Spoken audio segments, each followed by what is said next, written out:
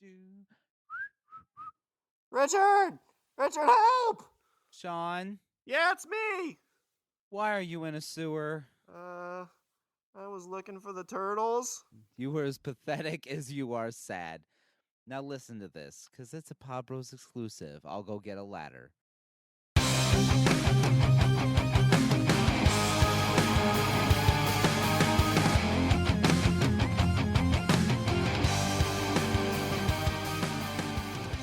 What's up, everybody? I'm Richard, And I'm Sean. and we're speaking the language of fuck you, I'm gonna beat the shit out of you This at is this. this is a bromance war, bitches. Yeah. War has been declared. Because we're gonna have some heroic moments in this battle between the two. Because we're gonna do the heroic moment draft, bitches! Woo! Okay, so this one is, I guess in terms of a topic, this one's a bit kind of not far-fetched, but kind of, ambiguous. So I think there's going to be some convincing, here and there. But this is our moments of pure heroism, the ones that we're watching and that brings a tear to your bro eye. Yeah, so this is the heroic moment draft. This is our 10th draft. For some of you that don't know, back in the day, Richard and I flipped a coin to see who would go first in these drafts. I won, so I get to go on the odd drafts. Rich gets to go on the evens. What it is basically NFL style. We have 7 rounds. We flip-flop back and forth. So whoever has the first pick in the first round gets the first pick in the second round, and we just flip-flop back and forth. So that's exactly what happens. And it's a blast and fun. And then we give out to you guys to tell us who was the winner. I think I've won 9 of these. I'm pretty sure. So, my God. But I will throw this up to you. First pick in this heroic moment draft goes to you, Richard. I'm just curious. If you say you won 9, what's the one? What's the one that apparently you just didn't win? Well, this is our 10th one, so we've only done 9 so far. So basically, I'm undefeated. I didn't want to say I was undefeated because I didn't want to rub it in that much. So back in the world of reality, I'm gonna go ahead and start this off. My number one heroic moment, and this is a moment that has made me weep. I'm putting it out on Front Street here. Like, I've cried watching this. I've cried watching it as a kid. I've cried watching it as an adult. Like, it puts misty in my eyes. That's what happens. My number one heroic moment of all time. I am going with the movie is Return of the Jedi, and the moment is when Darth Vader picks up the Emperor and throws him down the turbo lift shaft and saves his own son, and comes back from the dark side. Also, like, the John Williams music swells up and you hear the Emperor screaming and the lightning's crackling everywhere, and it hits Vader in the all over his body. He ends up dying because of these injuries. I also mind. So we're going with the sacrifice play here. So you have all that going on. John Williams music. Luke is about to die. Vader's picking up the Emperor, and oh God, I can't. I'm spent. Well, I had that in my list. So this is another thing. I'm curious how many of these we're going to steal from each other. But like you said, that's a pivotal moment. I mean, he was trying to kill his son. He, was at the dark side. He was a complete bad guy. And his mentor, the guy he looks up to, is going to kill his son. And he just has a change of heart. I mean, he had a Grinch moment. His heart grew, 3 sizes too big then. He did. His heart grew 3 sizes that day. And not only that, I also want to point out something subtle, and maybe this is just me, but when the lightning is hitting Vader, you see flashes of his human self underneath the robot self, and I noticed that in one of the 80 gajillion times that I've seen it. So the first time you saw that, did you understand it, or were you too young still to kind of feel the power of it? No, I totally got it. I was 6 years old, And I saw that, and I was just, he saved his son. Look back at your dad. You're like, Dad, would you do that for me? He's like, sit down. Shoves you to the ground. Yeah. He's like, shut up, boy. I'm like, but Dad is so beautiful. So that's a good first round pick because, I mean, like you said, there's the sacrifice of it. Yeah, we're going with the sacrifice plays in there, and it's a heroic death.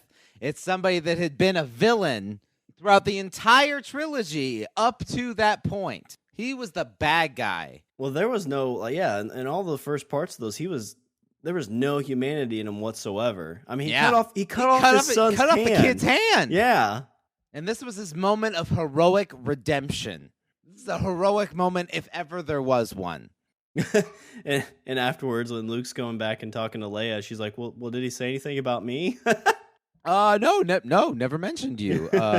He said, tell that slutty princess to go to hell. And you didn't try to kiss her or anything, did you? And if you did, you didn't like it, right? So I always heard that in the first movie, because it wasn't a planned trilogy, right? The first one was just going to be on its own. Well, no, he wrote the story for all three. Okay. And his intention was that he would make the one, and that would give him the credibility to make the others. That's why, he gave up a lot of the money, the extra money and points and stuff like that in the box office, because he retained the rights to make the other two films. That was the original deal he worked out. He would get paid a flat fee for his work on the movie, in the original episode 4. He got paid a flat fee for producing, a flat fee for directing, and a flat fee for writing. And when it came to, the box office money, he actually gave some of that up. But he kept full rights to the merchandise, right? But he had exactly. Okay. But he maintained that he wanted the rights to make the next two movies, because that's what was important to him. That's honestly, and that's why they kind of gave him the merchandising rights and stuff like that, was because they felt like, well, God, we should give you something. We feel like we're fucking we feel like it's highway robbery here. And like, have the merchandising rights. Nobody uses those. What are you going to do with that? And then, $3 billion later. Right. Yeah, I don't know why, but for some reason, I had this on my list pretty low, and I thought I was going to steal this from you. Why on God's green earth that is, I do not know, but for some reason, I don't know either. That would slip out of your mind, and that would happen. When you say heroic moment, that's the first thing that popped in my head. We were texting about this, and let's do a heroic movie or a heroic moment draft. And the first one I had in my head, I was like, yeah, yeah. Emperor screaming. It's that it's the music that gets you. The music swells up, and you're just like, ah. At least, no, you're not like that. You're like, oh, manly sounds. Man sound. That doesn't sound like crying. That's why I watch it alone. Can't believe you thought you were going to steal that. I don't know why. I don't know why either. Your first pick in the first round, Darth Vader saving his son. That's a good pick. Yeah. That's a good first round pick. That is a heroic moment. The heroic moment. Well, so what I'm going to do, I'm going to stay in space, and I'm going to go with one of my favorite TV shows, one of our favorite TV shows, that has a number of moments that are heroic. They have the greatest line of, we're going to be some big damn heroes. So I'm going to go with the show Firefly. I don't know. Okay. This is kind of one of those moments too that I gotta say, I kind of figured you were gonna have Firefly near the top, but I wasn't sure what moment you're going to pick. Yeah, I'm curious what you think about this one. This is one of the episodes I watch when I'm super depressed and super down. I don't know why, but it is. All right, sell me. I'm gonna go with Captain Reynolds in the episode Out of Gas. Okay. So this is a moment where his first captain gets shot, or something happens to her. I can't remember what. So Zoe's down and out, and she's unconscious. No, there's an explosion. The ship breaks. Yeah, there's an explosion from the ship, and she opens the door and gets kind of like the flames hit her, so she's unconscious. Yeah. And they only it's just have... like a completely random thing. I think that was kind of the point of that episode, is just like, I mean, it's all, we have all this super technology and everything, and but we're still in space. And like one thing can fuck up and then the whole pooch gets screwed. Because like today it's like, oh shit, my car broke down. I'm 100 miles from somewhere. Let me get out my cell phone. Somebody will be here in a bit. But here it's like, oh, we are, on the fringe of space. In the fucking vacuum of space. Yeah. We're on the fringe because we're trying to stay out of, contact with people. And one little part breaks. And there's nothing they can do about it. So he sacrifices himself basically to say, hey, you guys go on those 2 ships, fly in your directions. If you find somebody, go get the other ones. I'll stay here just in case. And he has the line with Inara where she says, Mal, the ships will be fine. They have enough room. He's like, no. And she's like, you don't have to die alone. And the line he says just gets me every time. He's like, well, we all die alone. God. I know. It's just like, oh my God. Well, I mean, I gotta say that's a little that makes you kind of sad. Yeah, but there's cheeriness at the end because I mean he has the bandits who come on the ship and he gets shot, but he has the heroic moment there where he's basically like, "Get off my plane!" Yeah, he does. And so he gets the part back. Yeah, because that other ship comes and they have the part, and then they try to take over the ship, but he like fights them all off, and yeah. And so he gets everything back together, and the crew ends up coming back because Zoe says, "Fuck you guys, we're going back for the captain." Right. But I mean, it's one of those things that just always kind of is a tearjerker for me because even at the end, he basically gets everything put in place just in time. I think he does, or if they get back in time as he has the part, but he wakes up and everybody's around him, and he's about ready to pass back out. And he kind of jerks back up. He's like, "Hey, everybody's going to be here when I wake up, right?" And everybody's like, "Yeah, we'll still be here." And it's just a very touching moment. I mean, he was going to sacrifice himself to help the crew and to save his ship. And he thinks, he says the thing where it's like, we all die alone. But even in the end, it kind of shows like, well, there's still people out there that care for you. There's still people that love you. And yeah. So. And they're not related. They just hang out.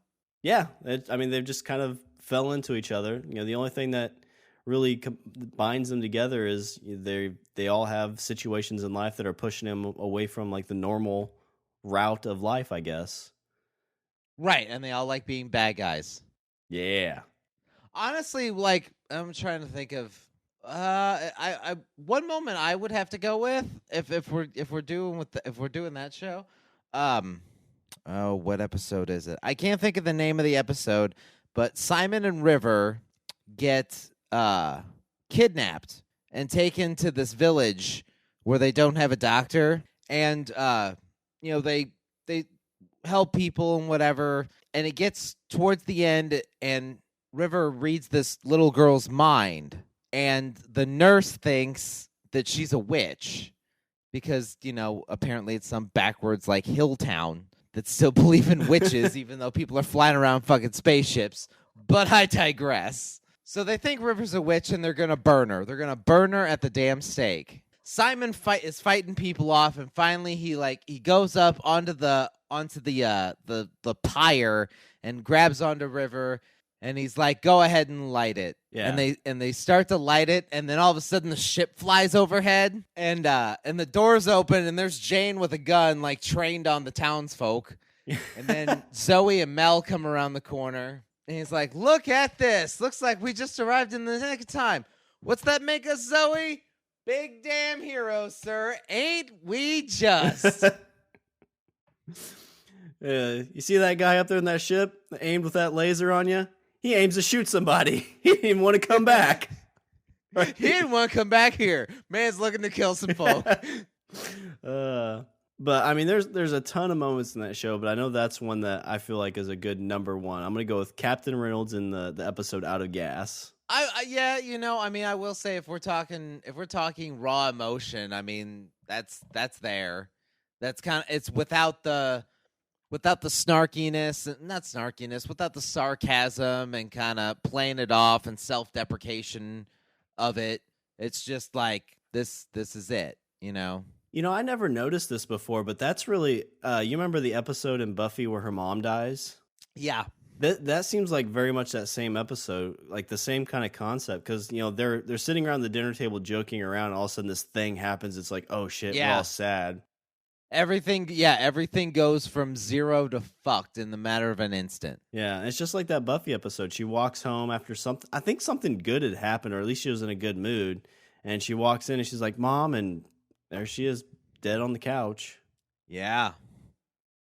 God, that was a creepy ass episode. It was so good though. I mean, it was like everybody's just, everybody kind of deals with it in their own way, and there's no music, which is like for that show is unheard of, no music at all in that episode. Because that's just a real life episode. Because the whole time she's like, it was the god. I can't remember what her name was, but it's like she did it right. It's like, no, it was just natural. It's just what happened. Yeah.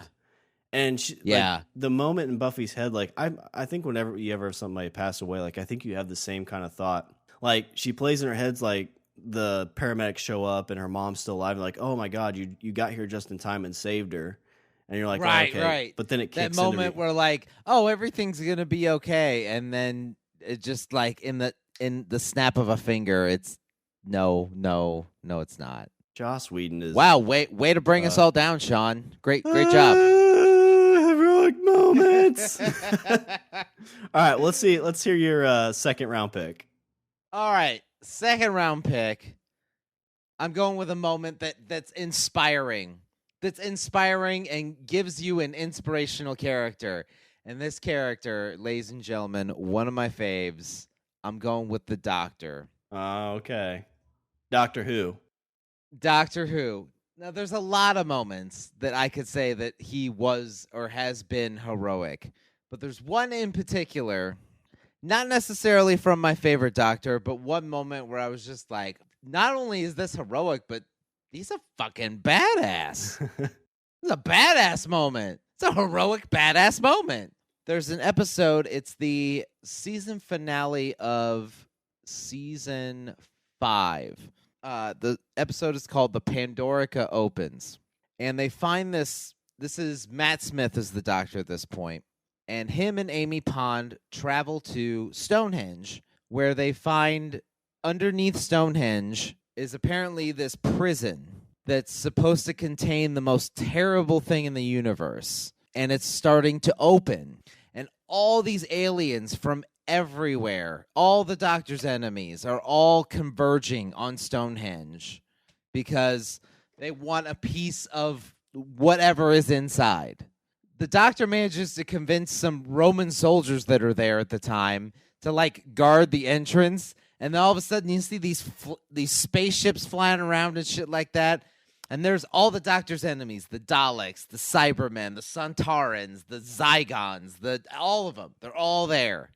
And they're all waiting to, get control over whatever is going to come out of this box. And therefore help, it's going to help them rule the universe. And then you hear this voice and it's the Doctor, and he says, "You're all flying around in your little, spaceships. It's very distracting. Could you please stop for a second? Because I am talking." And all of them stop in mid-flight. They just put the brakes on, and they're hovering. And then the Doctor says, "All right, who's got the Pandorica? Answer, I do. Next question, who's coming to take it from me?" He's like, "Come on." No plan, no weapons, no backup, and also something else I don't have. Anything to lose. And he's like, "So if you have any thoughts on taking the Pandorica, just remember who's standing in your way. And remember every black day I ever visited upon you.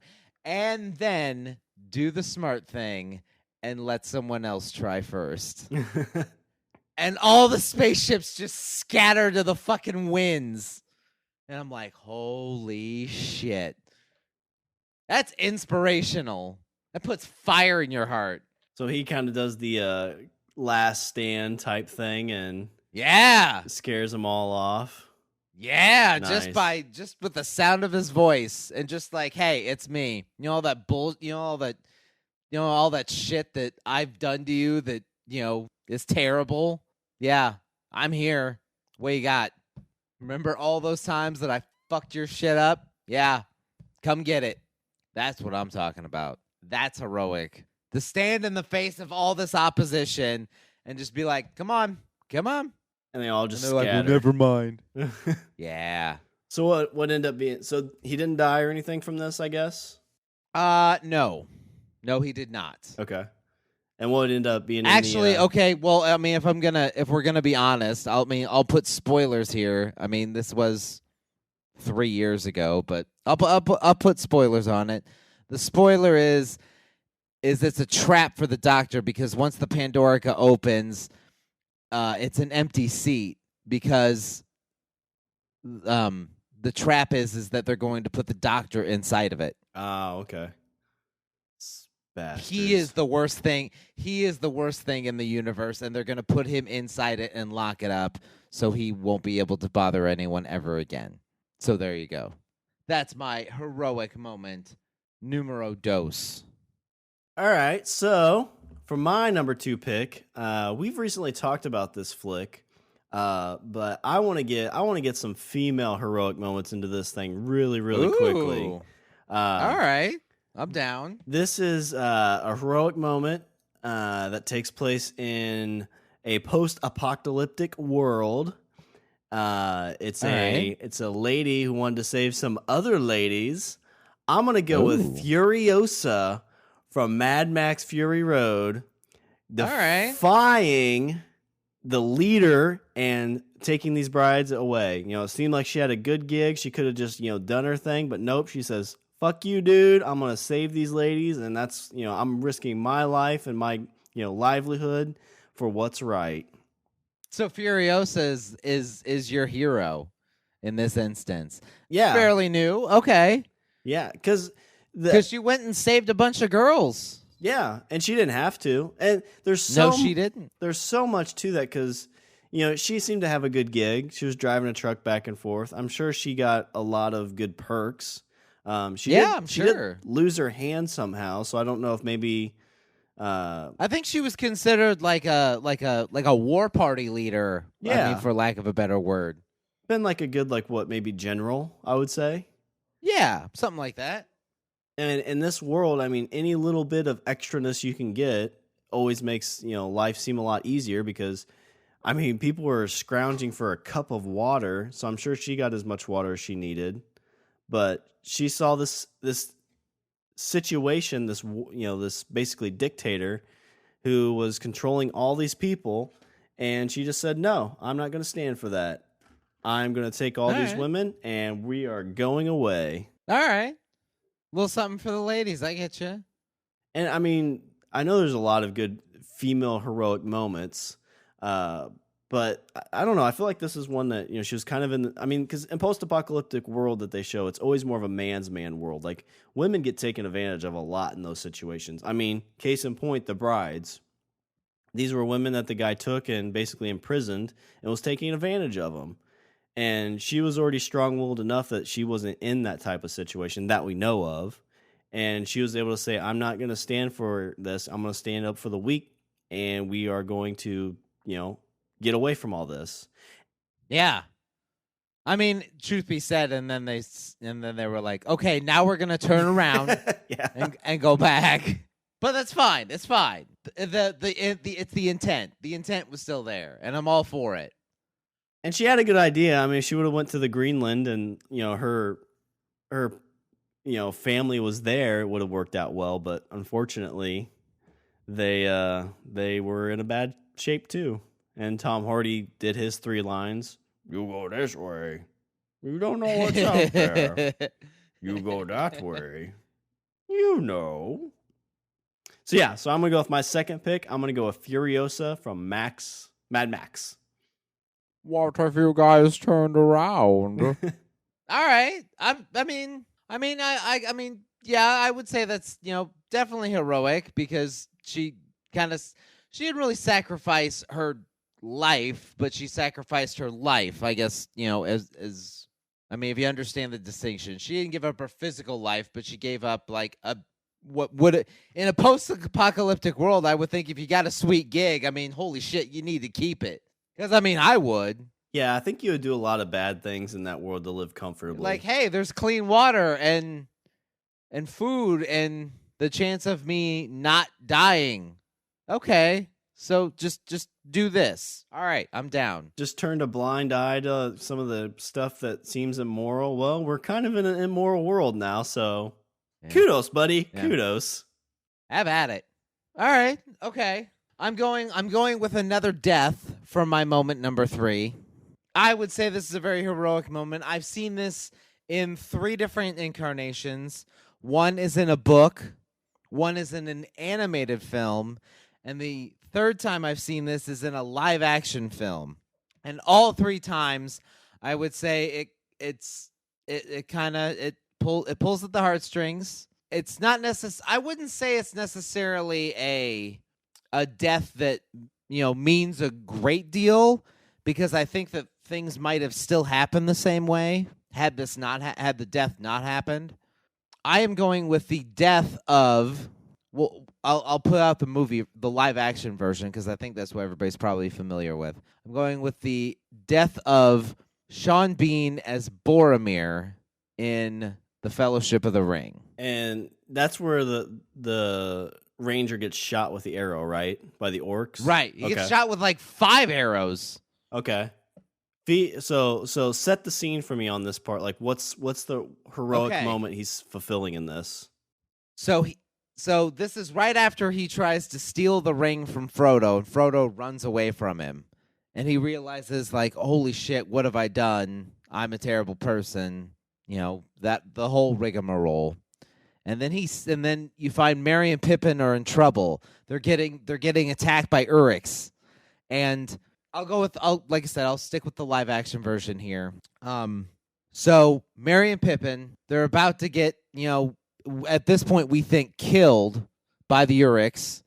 And then all of a sudden you just see Boromir charge in, just, like in a full dead run, and the sword's out, and boom, starts taking out Uruks left and right. He's hacking away. Merry and Pippin are backed up against a wall. All they have are like little rocks, so they're throwing rocks at the Uruks, and Boromir's just going to town, and he's killing them. The leader of this war party, his name is Lurtz. He looks and he sees this whole thing going on, that Boromir's protecting these 2 hobbits that he thinks he's supposed to capture and bring back to Saruman, and he pulls out a bow. And then he pulls what I can only describe as a goddamn tree branch out, and he loads it into this bow and shoots it and nails Boromir right in the chest.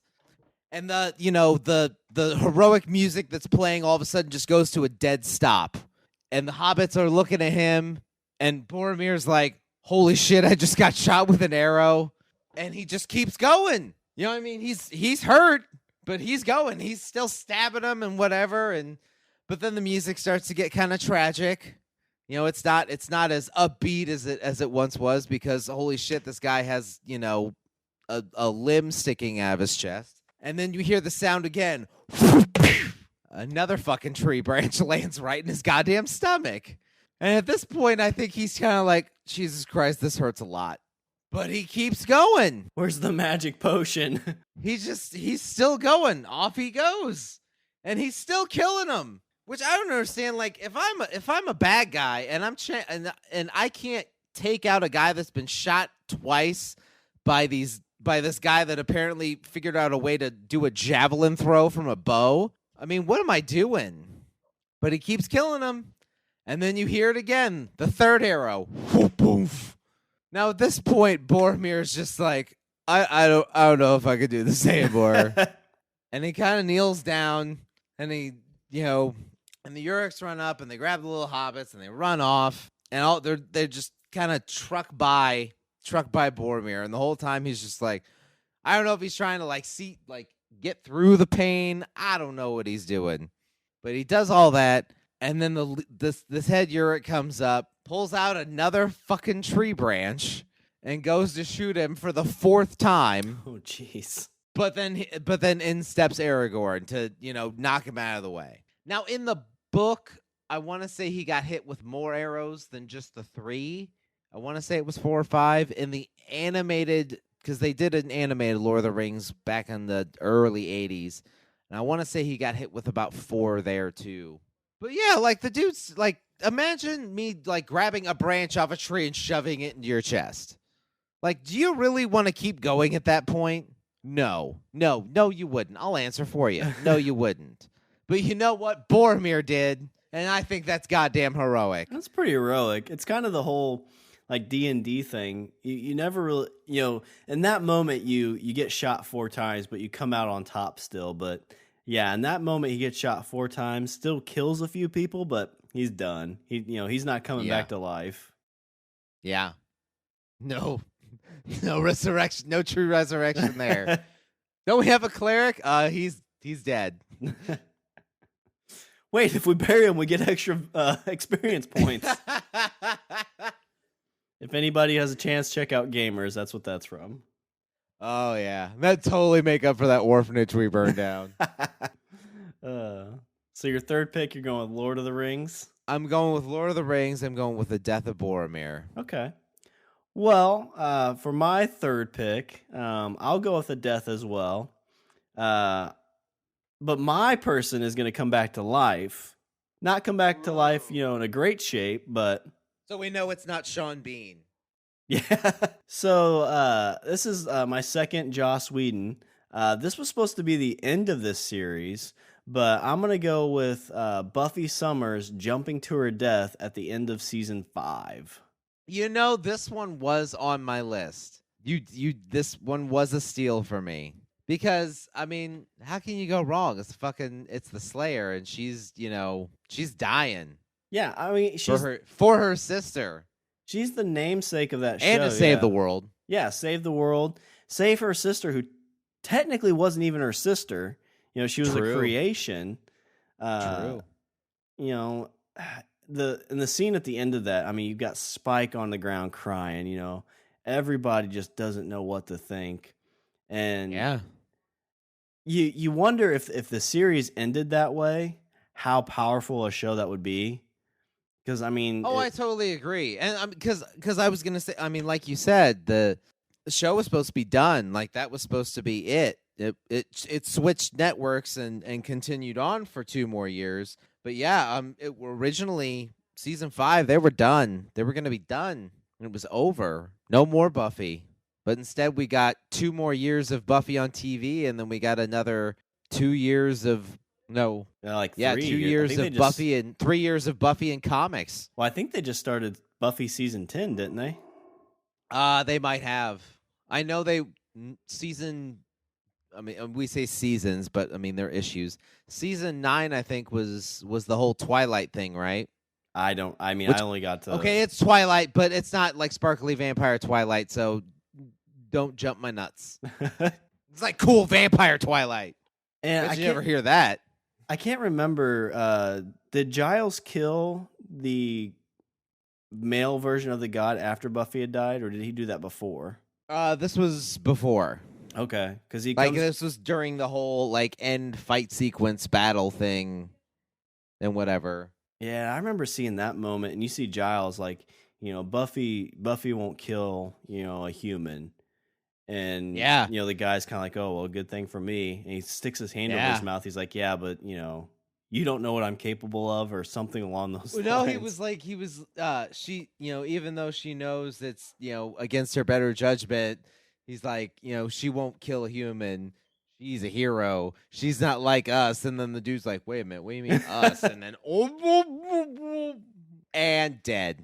Oh, Giles. I love Giles. That's such a great show. But, so yeah, I'm going to go with my third pick. I'm going to go with Buffy from season 5, jumping to her death to save her sister and save the world. She did save the world. He even said it on her tombstone. She saved the world a lot.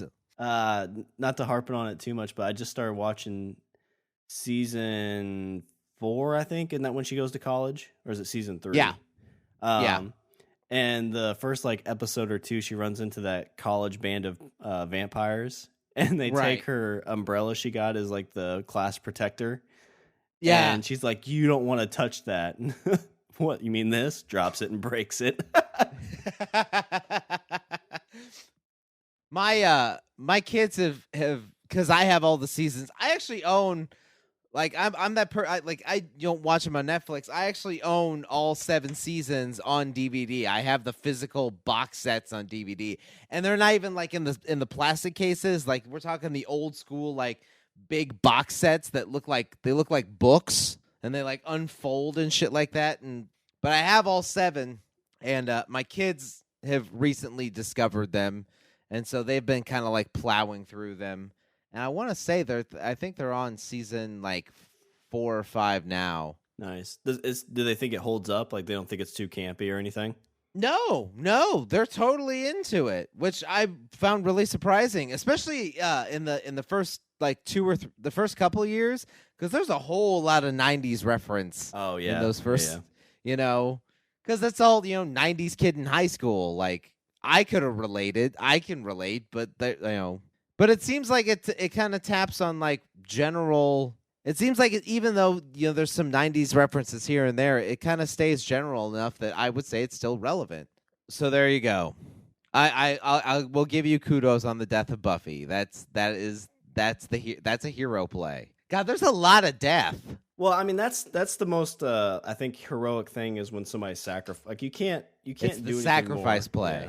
Yeah. So before you move on to your next pick, how many picks before you would have taken that one? I don't know. I've been kind of shuffling things as I go. I would say if it wasn't going to be this one, it probably would have been the next one. Gotcha. So it would have been either this one or the next one, more than likely. So now I have to kind of shuffle a little bit, but I think okay. Again, this is another death, but it's fine. Because, I mean, like you said, it's the sacrifice play. This is an older movie.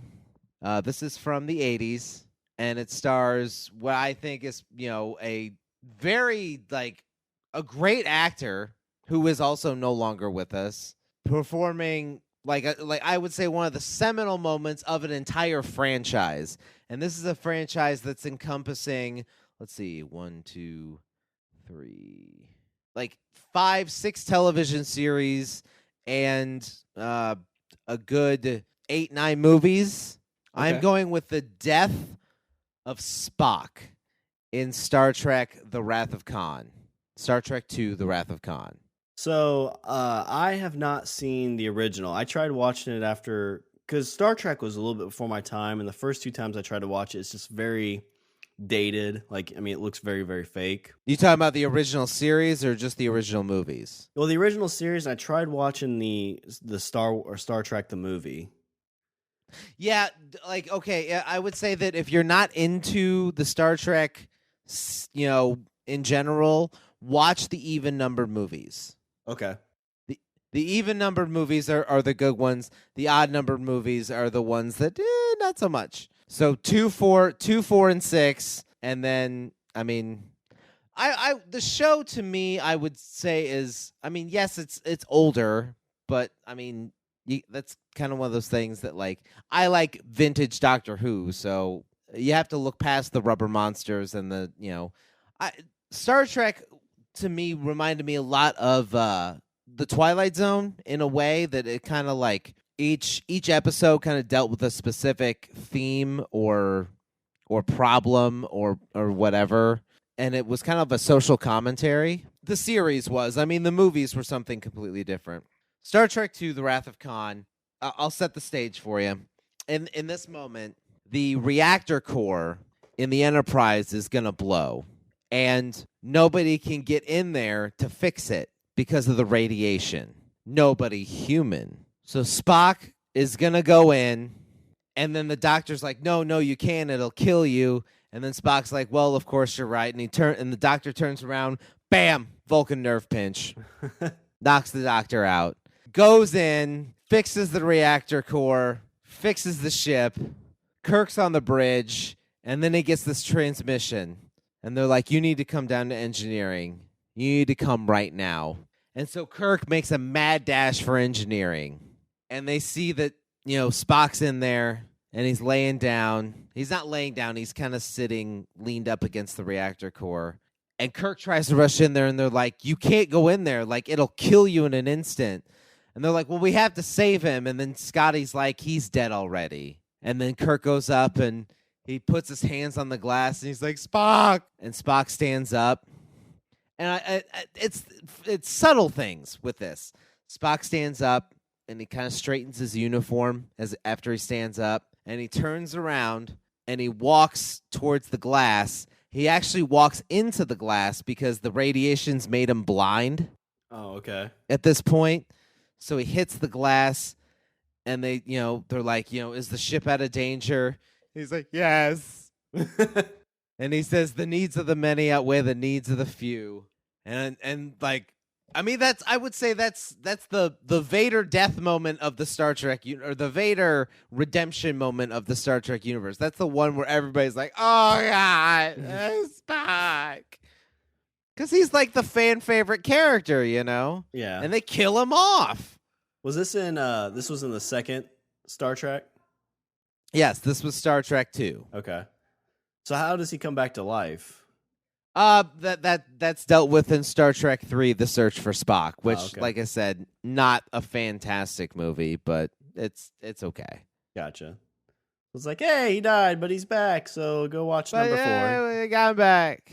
You'd have to watch, if you watch Wrath of Khan in its entirety, you can kind of piece together how he kind of came back. Okay. Or how he comes back in the third movie. They kind of set it up that way. I'll just put it that way. They set it up in Wrath of Khan for him to come back, even though they kill him off. So that's another big heroic, sacrifice from you for your 4th pick. Yes, it is. I've got I'm pulling out the heavy hitters. You've got Star Wars, Star Trek, and Lord of the Rings, and Doctor Who. But I mean, that's more television. Anybody who tries to get through your list is going to be crying by the end of it. It's like, oh God, I remember that moment. Why does everybody have to die on his list? So okay, for my 4th pick, I'm going to go with another TV show. I don't think you've watched this show at all, but okay. This episode, this event actually brought me back into watching the show because I'd fallen off, and then I heard this big event happened. And I was like, okay, I got to get back into this. Oh, I'm excited. So this is one that there's kind of 2 heroic moments, but they really tie together. So I'm going to go with, from the TV show Sons of Anarchy, I'm going to go with Opie. The 2 things he does, one, at the end of a season, he comes in and basically punches a cop to go to jail with the crew. So that you don't have to count if you don't want to, but that's how he gets to prison. Well, okay, so he punches the cop for the specific purpose of going to prison. Yeah, because he gets to the clubhouse and like they're loading up the president and like another one of his friends, and the cop that's arresting him is like, "So you came here to say goodbye to your friends?" And he pretty much says something like that and punches the cop in the face, and so they arrest him and throw him in the back of the meat wagon and take him to jail.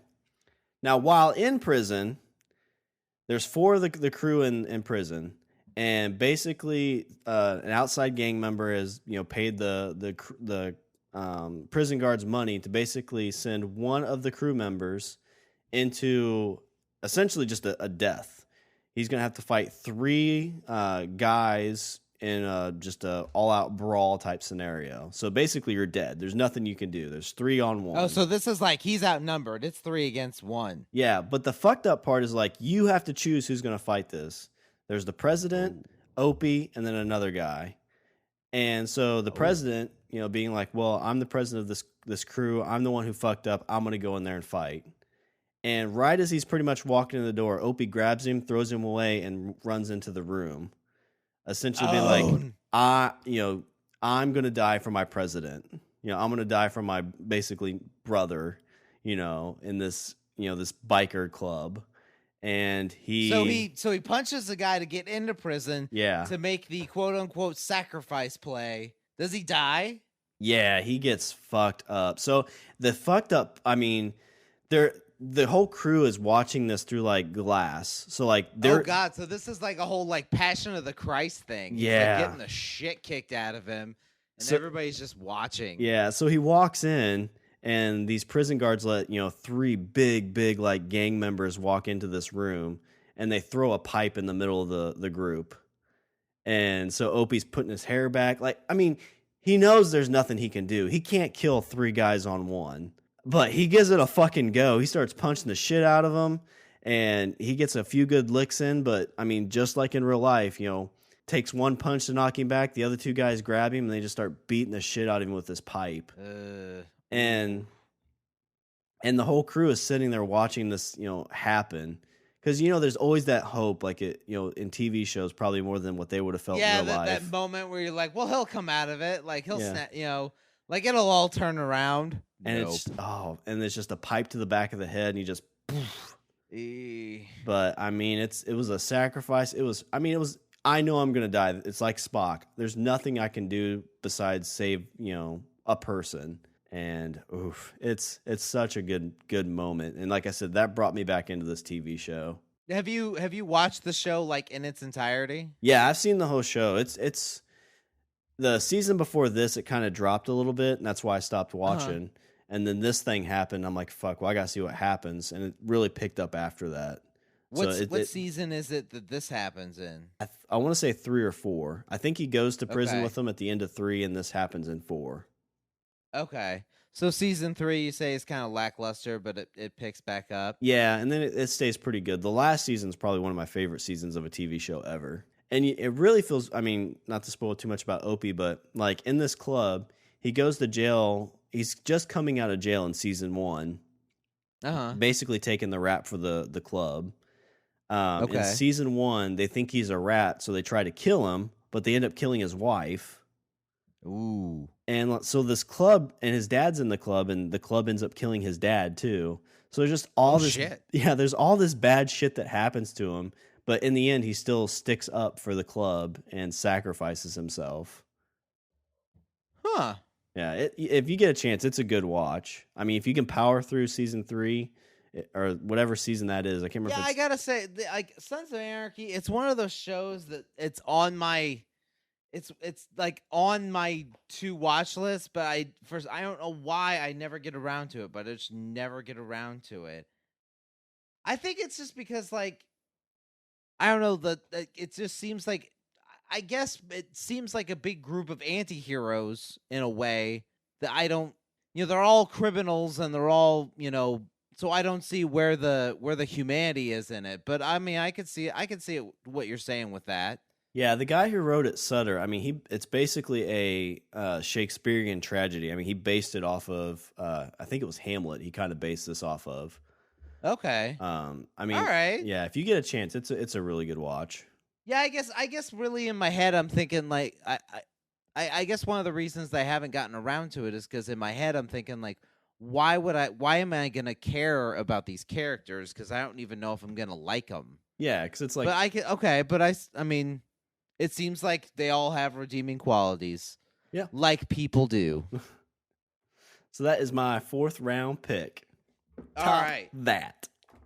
So now we're on number 5. Well, what's the best way to top anything? Yeah, that's right. I'm going there. The best way to top anything is with a heroic moment from Batman. You guessed it, Batman. Is this going to be from Batman and Robin? No, this is not going to be from Batman and Robin. It's when the flower opens and there's Uma Thurman. It's when he kisses Uma Thurman with the lip gloss. Wax lips. Is it just me, or did you want to just picture like a big thing of wax lips on him? Like the big giant red ones, I really don't. I think they could have put those in there and no one would have noticed because nobody wants to see that. Well, they would have been distracted by the bat nipples, so. No, I'm going with Batman from a movie. No, it's an animated movie because, I love me some DC animation. I'm going with Batman in the Batman versus Superman, or not. No, not Batman versus Superman. Batman is in the movie called Superman Apocalypse, and in the movie, there is a moment where Apocalypse has beaten the ever-loving shit out of Clark Kent, like beaten Superman to a pulp. Like he's done. Superman is done, and he's out for the count. Supergirl, I think, is also out for the count. She got turned evil for a second, but then kind of came back, and Apocalypse kicked the shit out of her anyway. So you got Apocalypse is like set to invade Earth and be, the supreme ruler. And in strolls fucking Batman. Now, earlier while this fight was going on, apparently Batman had broken into Apocalypse's armory and had gained control of these super bombs called Hellspores. And he walks in, and Apocalypse is like, I've beaten Superman. I've beaten Supergirl. Like, what do you have? You're fucking, you're Batman. Like, what do you have? And he's like, yeah, what you're going to do is you're going to let all of us leave, and then you're not going to invade Earth. Because I broke into the armory and reprogrammed all the Hellspores to explode. Therefore, destroying. He's like, when one bomb goes off, it creates a hole in the planet. What happens when 500 of them go off? And then Apocalypse is like, that's impossible because, you'd have to know the activation code. And then Batman's like, Lambda Zeta Gamma 7. And then Apocalypse is like, you see he has that like, oh shit moment on his face. And then all of a sudden he's like, you dare? And he picks Batman up by the scruff of his neck and slams him against a wall. And he's like, Batman's just like steadfast. He's like, call it off, or this whole thing's going up. And then he drops him. And Apocalypse is like, I wouldn't have expected this from the Kryptonian. No one would be stupid enough to sacrifice themselves just to save their planet. He's like, basically he's like, I'm impressed. Like that was his kind of general like speechifying at Batman at that point. He's like, I'm impressed that you would be that ruthless, that you're gonna like, hey, I'm gonna blow your fucking planet up if you don't do what I say. What's he reply He's back like, with? I wouldn't have expected the Kryptonian to be this ruthless or something like that. So yeah, that's how you top that. You top that with fucking Batman. That's a good one. Which I am honestly surprised that you didn't go with a Batman moment earlier. Yeah, I couldn't really think of any good ones that I wanted to go with. I mean, I know there's a bunch, but I mean, yeah, there's a bunch. I mean, you could go with the whole, Batman in the Dark Knight where he becomes, the villain or whatever, and he's getting chased by dogs and all that shit. But like, I don't know, it seemed too obvious, I guess. So I had to go with something that was a little less well known. So I went with Batman being hey, I'm gonna blow up your planet if you don't back down. I just kind of think like Apocalypse, like asking him, like, how'd you know? And Batman just replies back, because I'm Batman. He's like, Apocalypse is just like, if you blow my planet up, I swear to me. All right. So my 5th round pick, I'm going to jump into a comic book character as well. This is a moment from Guardians of the Galaxy. I was going to say it was Booster Gold. No, not Booster Gold. This, I'm going to go with our favorite wooden character. I'm going to go with Groot right at the end when he basically becomes We Are Groot. Oh. Encompassing the whole group to save him from a giant explosion of a shipwreck. It's one of the few movies where where you kind of like, oh, no, Vin Diesel. Yeah. It's, Groot's just kind of, all he can say is a few words. He's got a soft spot. He's got a soft wooden spot. He does. And you see, he's like, Raccoon, I think, plays the biggest part. He's like, no, Groot, no. And it's just like, oh, even though they have this, hate relationship. It seems like there actually is love there, and Groot's just like, Yeah. this is what I'm gonna do, man. I'm gonna save everybody. You think it's this professional relationship between Rocket and Groot, but no, they're friends. Yeah. Not only are they friends, they feel. They're like, I love you, big dumb tree. And then the big dumb tree is like, I am Groot.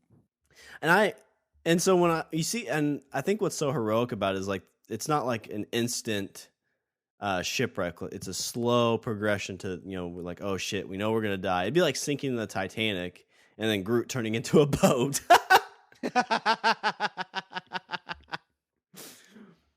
So it's just the slow progression of this ship is gonna wreck, and you're like, well, how the fuck are they gonna survive this? And Groot just wraps them all up in his woodiness and fires off a few light signals inside so they can see, and they crash, and he saves them all. Yeah. It's not a death, though, because he does, as we know at the end, come back to life. Or didn't He's got actually his little die. twig jamming out to the Jackson 5. Yep. So for my 5th round pick, I'm going to go with Groot from Guardians of the Galaxy. All right. I liked Groot. That was a good movie. Yeah, I'm pumped for I Guardians feel like that's too. a movie I need to watch again. Not, I mean, I've seen it at least 5 or 6 times, but I don't know. It's just one of those movies that you can't yeah, I could watch that again. I feel like it's something I need to buy it. That's my problem. I need to buy it. Of the Marvel movies, that one and Captain America 2 seem like the ones that hold up. Like you can watch them multiple times. Yeah.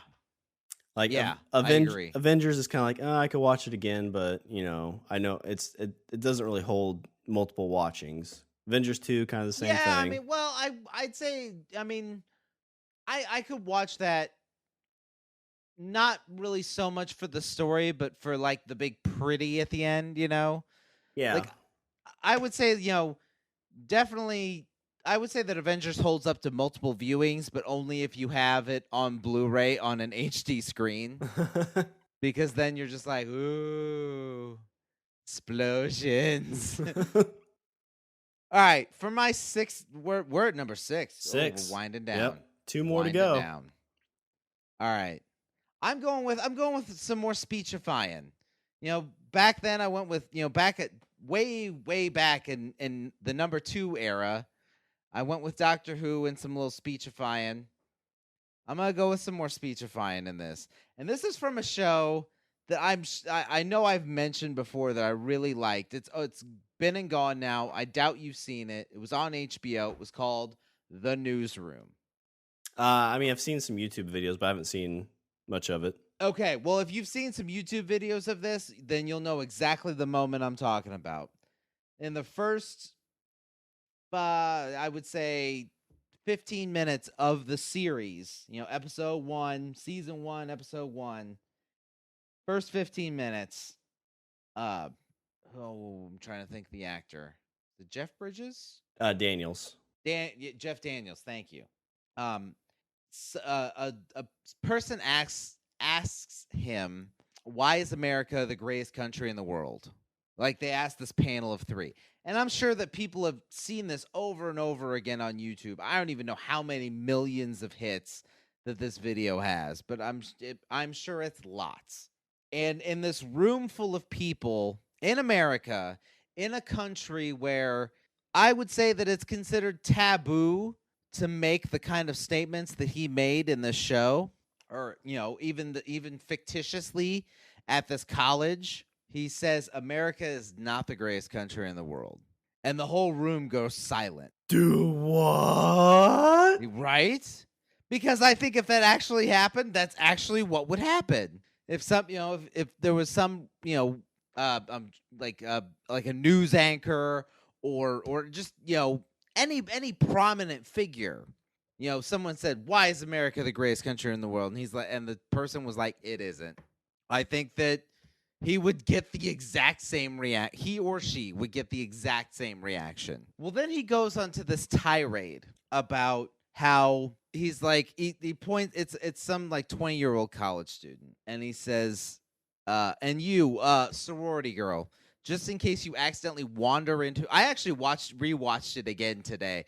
He said, just in case you accidentally wander into a voting booth one day, there are some things you should know. And the first one being, there is no evidence to support we are the greatest country in the world. He said, we're 78th in math, 46th in reading, 178th in infant mortality, number 4 in labor force, and number 4 in exports. He said, we only lead the world in 3 categories: number of incarcerated citizens per capita, number of adults who believe angels are real, and defense spending, where we spend more than the next 26 countries combined, 25 of whom are allies.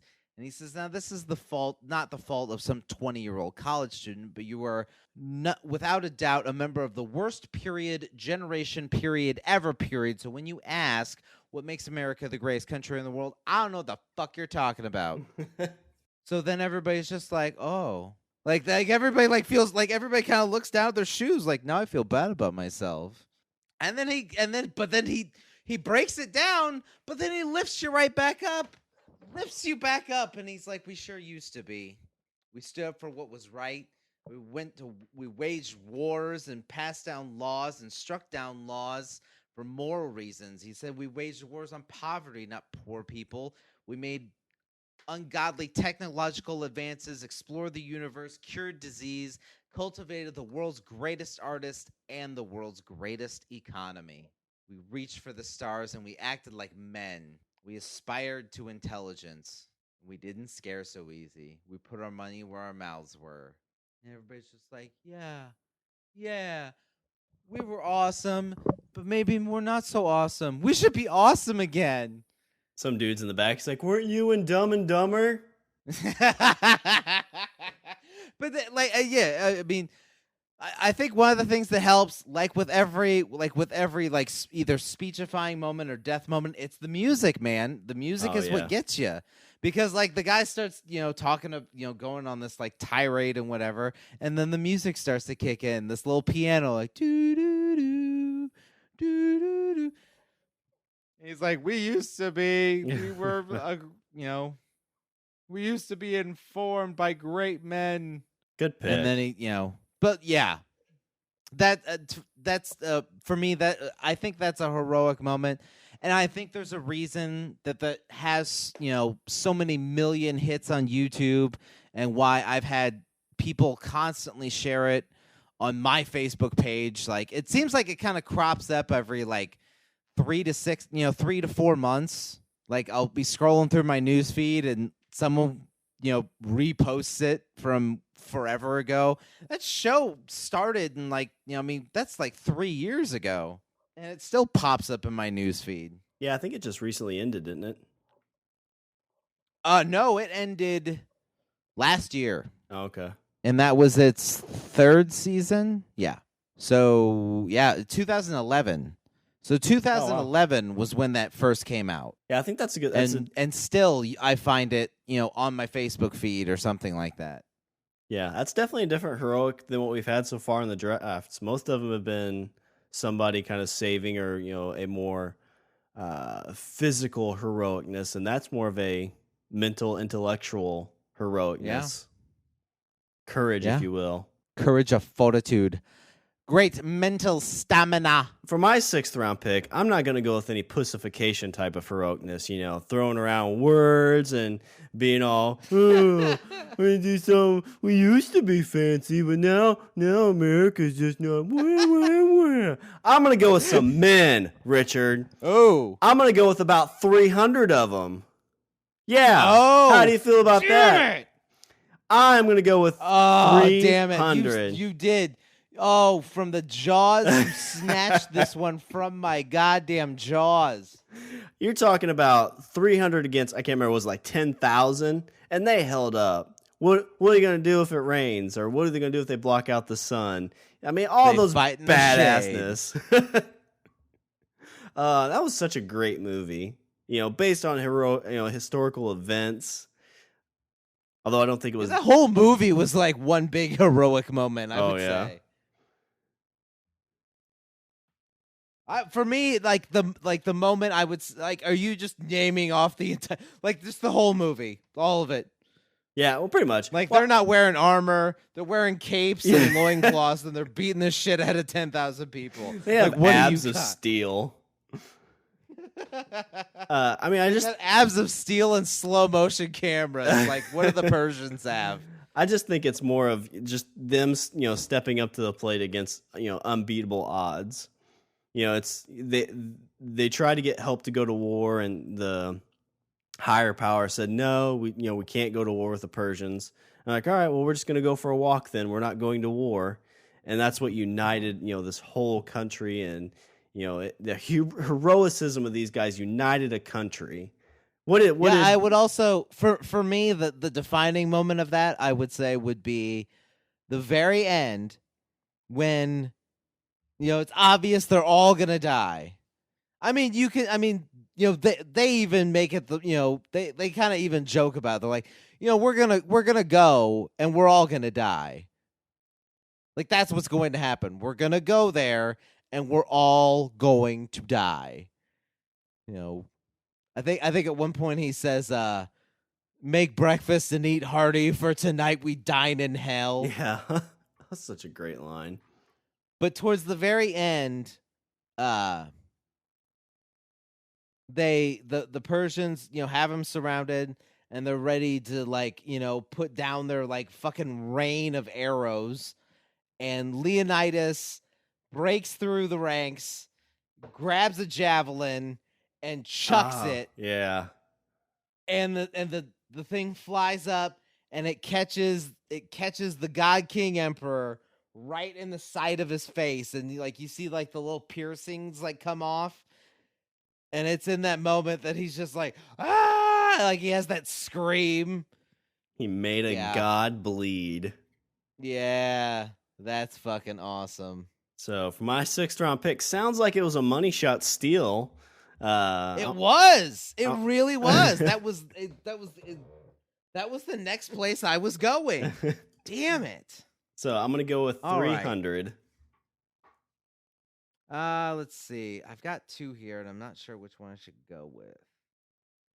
Let's see. Okay. This is a moment that I've not only seen, but I've also interacted with from not only my childhood but into adulthood. And this is from a video game, which I don't think we've tapped into yet on this entire countdown. We've done movies, we've done television, kind of dipped a little into comic books. I'm going to cover the video game gamut. For me, there's a series of games that I absolutely love. Loved every single one. And that is the Legend of Zelda series. Okay. Now, when we get to the Super Nintendo system, and this is in 91, 92, I want to say 91, 90 or 91. There's a game that's released called Zelda, Legend of Zelda: A Link to the Past. And in that game, they introduce a concept of something called the Master Sword. And this is the first thing you're questing for. The princess gets captured and taken away, and your job is to find these 3 pendants. And when you find these 3 pendants, it means you will be worthy enough to hold the Master Sword. And you just hear this whole, they keep talking about it, and you're just like, fucking Master Sword, what the hell is awesome. it what the hell is it with you and swords? You had He-Man in a draft. You have to do all these fantastic things so you can get your hand on a sword. Do you realize all the masturbatory jokes that go into that? Stop it. I am not compensating. It's just a boy who learns how to use his sword. His magical sword. Fuck you. You're an ass. Finish talking about your penis. I mean, your sword. So anyway, so he gets these 3 pendants, and you get to the moment where he's going through the forest, and there's fog everywhere, and then you see these animals running around, and all of a sudden there it is. There's this giant pedestal made of white stone, and inside there it is. and you walk up to it, and the pendants, radiate from around, and there's this beam of light that shines down, and and there it is, and there's that moment where you're holding it, and you feel that whole sense of fucking accomplishment, and then here you come with your fucking phallic jokes. You son of a bitch! You're pissing on my money shot. That's what you're doing. That's funny. So Legend of Zelda, huh? And swords. Yeah, because then they bring that into other games. In Ocarina of Time, there's a moment where he, where he draws the Master Sword, and there's music and fucking you're just I liked it. God damn it. All right, so this is a pick that I've been holding on to for a while. I would have swore that you would have taken this. It does involve Batman to an extent. I'm gonna go with one of my all-time favorite. Oh fuck! What's the dude's name that does all the explosions? Michael Bay. This is one of my favorite Michael Bay movies of all time. I'm gonna go with the scene in Armageddon where Bruce Willis saves Ben Affleck. This was such a touching moment to me as growing up because did you cry a little? Did you cry like every time you hear the Aerosmith song? You cry a little. You were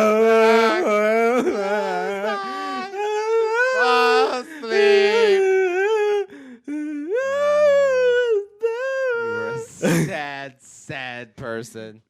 Bruce Willis was the dad that Ben Affleck always wanted. But, Ben had a thing for Bruce's daughter, and, Bruce didn't approve of that. No.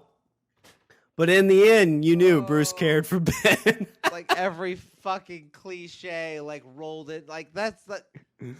Armageddon really was, that movie really was. It was it had, hey, let's think of every single fucking stupid trope. Yeah.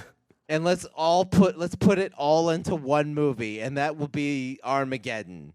Ben Affleck somehow, it's like, oh well, I guess I got the short straw. So show you me. have you have that moment. You have the government conspiracy moment, the Big Brother moment where not everything's as it seems, and there's a traitor and. It's such a terrible movie, but I figured for a money shot pick, you got to throw in something kind of silly. I couldn't think of any good things with swords, so I went ahead and went with Armageddon, where Bruce Willis sacrifices for Ben Affleck. Where they look like they're gonna make out for a second. Yeah. If only there wasn't that glass between them. They're pressed up against each other. And then Liv Tyler goes to sit in front of the fucking screen, and there's Bruce Willis. Do you think after they banged, he'd be like, your dad made this possible?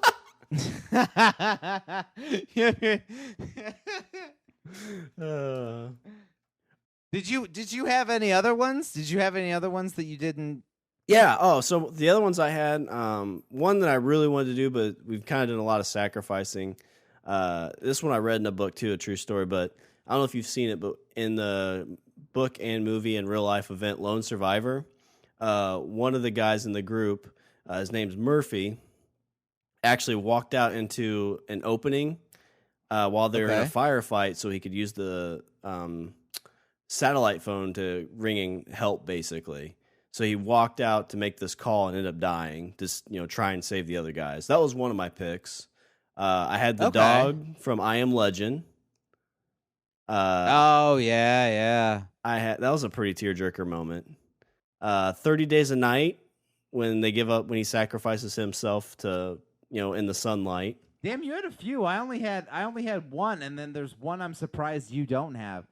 The only one I didn't have was, or the only one I didn't use was, I had the aliens moment. When Ripley shows up, the alien queen's about ready to eat the little girl, and then Ripley shows up in the fucking exoskeleton and is like, "Get away from her, you bitch!" and then punches her in the fucking face. And that was honestly because you stole a couple, but I had some backups, and so I used those. And So what was the one you thought I would have had? Fucking Jaws when they shoot the shark. I mean, that's kind of heroic. I thought about it, but Like, I figured that was going to be like every single moment you had. You're like when they see the shark and they don't go back to port. That's a heroic moment.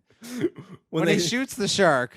When the boat sinks and the shark's coming and the fact that he doesn't just kill himself right there. That's a heroic moment. When Hooper goes in the water.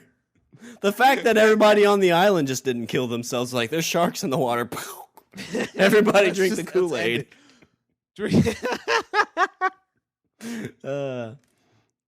Yeah, I was really surprised on that one. Well, I'll run through a quick recap. So Richard's first pick, he had Darth Vader saving his son. Second pick was Doctor Who season 5 finale, Pandorica. The Pandorica. It's the episode's name is the Pandorica Opens, but you could just call it a speech in front of Stonehenge. Third pick, we have Lord of the Rings, Boromir. Spock's death on Wrath of Khan. We've got Batman and Superman Apocalypse. A very good, intellectual, courageous, heroic moment with the newsroom opening. And then, I don't know how to judge this one, but a 7th round pick, Legend of Zelda. Getting his sword. Yeah, when he pulls out. And for me, I have my first round pick, Captain Reynolds and Out of Gas. Furiosa. You know what? I'm just going to put this out there. Like, I have 3 kids. How much do you really think I know about pulling out? That's a good point. For my third pick, I've got Buffy in season 5 jumping to her death. Fourth pick, I have Sons of Anarchy Opie. Groot from Guardians. A great pick at number 6, 300. And an even better pick for my 7th round, I have Armageddon Bruce Willis saving some Ben Affleck. Woohoo! Honestly, I got to say, like, out of all these drafts we've done, I would say that this is probably your strongest one. And you were doing great right up into the end. Like, I couldn't find, I was like, yeah, I could see that. Okay. Like, everything sounded good. And then you just screwed the fucking pooch right in the clinch. It's just like in life. I get going real good, and I get up to, I can see the finish line, and then I trip, and everybody passes me. And then it's Captain Planet all over again. All right. Well, I guess, do you want to consider that your Richard's closing thoughts? Yeah. Okay. Yeah. I was proud of you until the very end. That's my closing thought. All right. Well, I'll do a little bit of housekeeping. Visit our website, we're languageofbromance.com. Follow us on Twitter at languageofbro. Email us at eatthebeaver@languageofbromance.com. Like us on Facebook and subscribe and leave a review on iTunes and Stitcher Radio.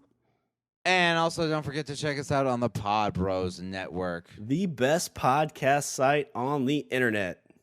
The most heroic podcast site on the internet. Yeah, it is. There's a lot of heroes over there. And also, if you're in the need for some earbuds, go to tweakedaudio.com. Use the promo code LOBARMY. Heroic earbuds. Yeah. And you'll get 33% off your order, free shipping, and a lifetime warranty. Right? And what can be more heroic than you know what you could do? You could sacrifice your earbuds, but it's okay because they'll come back because there's a lifetime warranty. All right. Was there anything else before I close her out? No. All right. Well, that's all the bromance we have for this show. I'm Sean. And I'm Richard. And I say we eat the beaver. Don't wanna close my eyes. I wanna eat the beaver because I miss the beaver. Because beaver.